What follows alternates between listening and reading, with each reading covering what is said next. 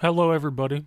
Today we are going to be doing a stream for I uploaded some videos off stream, but we are up to we already finished email security. Now we are on web traffic analysis. So we have web traffic analysis, HTTP and HTTPS threat patterns. This course is going to cover the essential skills needed to analyze web traffic for security threats, focusing on HTTP and HTTPS protocols. Students will learn to identify malicious behaviors and patterns, understand attack vectors, and implement defensive strategies. Learning objectives. By the end of this course, students will be able to identify common HTTP to HTTPS threat patterns, analyze web traffic logs for suspicious activity, recognize indicators of compromise in web communications, implement monitoring and detection strategies, apply incident response procedures for web-based attacks. For Module 1, we have HTTPS and HTTP protocol fundamentals. HTTP protocol structure. You have request methods: get, post, put, delete, head, and options.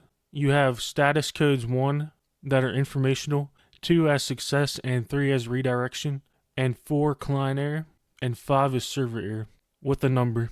Headers: user agent, referrer, content type, authorization, message body, payload, data and requests, and responses. HTTPS security layer, SSL TLS encryption, transport layer, security implementation, SSL TLS encryption, transport layer security, implementation, certificate validation, public key infrastructure, and trust chains, cipher suits, encryption algorithms and key exchange methods, perfect forward secrecy, session key protection mechanisms, so that you have full security with HTTPS when you're browsing websites and stuff and getting that data from the websites to actually see a full website. For Module 2, common web attack vectors, we have injection attacks, SQL injection, database manipulation through malicious queries, cross-site scripting, client-side script injection, command injection, operating system command and execution, LDAP injection, directory service manipulation to manipulate those directories, right? Authentication and session attacks for brute force automated password guessing attempts, session hijacking, stealing or predicting session tokens, cross-site request forgery, unauthorized action execution. So for that, it could be like a banking website where they send money to themselves. That would be an unauthorized action example, right? Credential stuffing using leaked credential databases. But they're getting a CRSRF token that allows them to actually go ahead and have that action actually be executed, right? Credential stuffing using leaked credential databases, commonly found on the dark web, right? And other places that criminals use.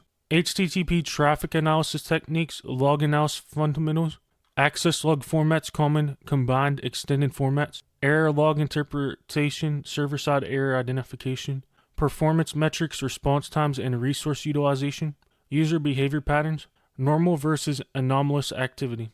We have traffic pattern recognition, which is basically detecting those baselines that aren't normal, because whatever is the baseline, that's what it should be an average of most of the time, right? But if you just see it go spike up and the baseline isn't being really used, there's a problem. And anomaly detection, statistical and behavioral analysis, attack signatures, known malicious request patterns, and false positive reduction tuning and detection algorithms. For Module 4, threat pattern identification, we have reconnaissance indicators, directory enumeration, systematic resource discovery attempts, vulnerability scanning, automated security testing tools, information disclosure, sensitive data exposure attempts, fingerprinting technology, stack identification, exploitation patterns, payload delivery for malicious code distribution methods, command and control communication patterns, data exfiltration information, theft techniques, persistence, mechanisms maintaining unauthorized access. For Module 5, we have HTTPS specific threats, certificate-based attacks, certificate spoofing, fraudulent certificate usage. Man in the middle, interception and manipulation with certificates. So what you're doing is you're using the attacker's certificate, and he is receiving all the data that you're sending to that website through that certificate-based attack. And we will get in that. That is more like OWASP ZAP stuff, because the OWASP ZAP proxy actually lets you use certificates and see what data is actually going in the website. We have certificate pinning bypass, mobile application vulnerabilities, weak cipher exploitation, cryptographic weakness, encrypted traffic analysis, metadata analysis, traffic flow and timing patterns, side channel attacks, information leakage through encryption, SSL stripping, downgrade attack to HTTP, so that the attacker can get all that HTTP traffic in plain text, right? Okay, where were we? We were talking about certificate-based attacks, encrypted traffic analysis, metadata analysis, traffic flow and timing patterns, side channel attacks, information leakage through encryption, SSL stripping, downgrade attack to HTTP, and perfect forward secrecy bypass session key compromise. This is how they attack encrypted channels, and this is how we'll analyze them as well. They will try and downgrade you to HTTP so that they can get all that plain text HTTP traffic. For Module 6 detection and monitoring tools, we have network security monitoring with intrusion detection systems, with signature and anomaly-based detection. That is how the IDS would detect through those signature and anomaly-based detection factors. With web application firewalls, bro, everybody's fucking... Okay, and we also have security information and event management with log aggregation and correlation, network traffic analysis, and behavioral monitoring tools and solutions, analysis tools and techniques, Wireshark packet capture, and protocol analysis, which could be other tools that do other things. Burp Suite web application security testing, OWASP ZAP automated vulnerability scanning, website vulnerability scanning, custom scripts, Python, PowerShell, and Bash automation.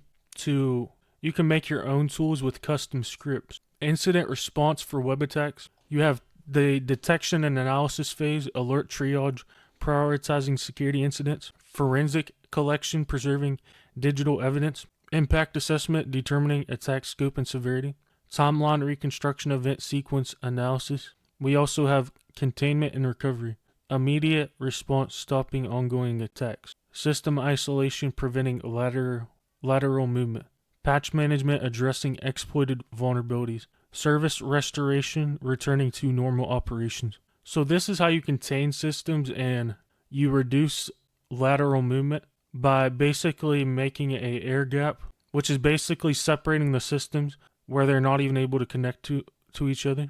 Segmentation is also a part of air gapping, where you segment a part of the network on a VLAN, a virtual local area network. So virtual local area network segments the network switch into multiple different local area networks. So it's not on one network, it's on multiple different ones on the same switch, which is really cool. We have some labs that we could do. Analyze real-world web server logs to identify brute force attempts, SQL injection attempts, unusual user agent strings, suspicious request patterns. For traffic capture, we've talked about this, but this is going more into HTTP and HTTPS. We could capture that request and response cycle of HTTP. We could examine HTTPS handshake process. We could identify malicious payloads, and we could see certificate validation issues, all in Wireshark. For another thing we could do is make a simulated web application compromise, initial detection methods, evidence collection procedures, attack vector identification, and remediation recommendations. For key takeaways, we have critical success factors, continuous monitoring, 24/7 traffic analysis, capabilities, signature updates, keeping detection rules current, analysis, training, developing human expertise, process documentation, standardizing, response procedures, defense in depth with multiple security layers, regular testing, validating detection capabilities, threat intelligence incorporating external indicators, incident documentation, learning from security events. So learn from your mistakes. Assessment. Students will be evaluated on their ability to identify threat patterns in HTTP to HTTPS traffic, 25% of their ability. Configure and use analysis tools effectively. Apply incident response procedures correctly. And demonstrate understanding of protocol security. This may be for the labs. So if you're able to do all the labs correctly, you definitely have the ability to analyze HTTP and HTTPS traffic, and understand how those attacks work. Here's some reference material that you can look at. Some questions. How do encrypted connections affect traffic analysis capabilities? What are the privacy implications of deep packet inspection? How can machine learning improve threat detection accuracy? What challenges exist in analyzing modern web application traffic? How do content delivery networks complicate security monitoring? This course material is designed to support the CySA certification preparation and practical cybersecurity skills development. Thank you everybody for watching.